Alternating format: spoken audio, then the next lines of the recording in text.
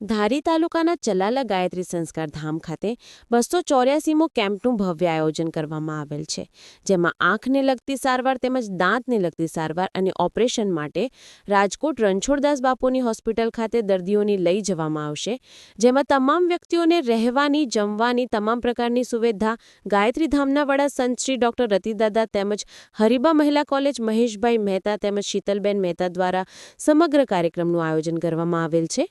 Report Gayatri ધામ। ગાયત્રી સંસ્કાર ધામ ચલાલા આવતીકાલે 12 તારીખના રોજ અહીંયા 284મો નેત્રયજ્ઞ, દંતયજ્ઞ અને સર્વરોગ કેમ્પ રાખેલો છે।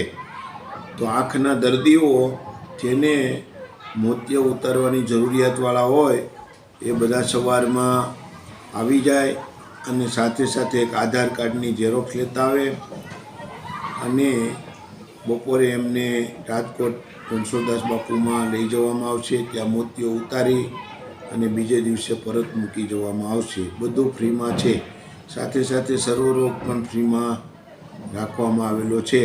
તો આજુબાજુના ધારી તાલુકાના, અમરેલી જિલ્લાના જરૂરિયાતવાળા લોકો એનો લાભ લે એવી વિનંતી।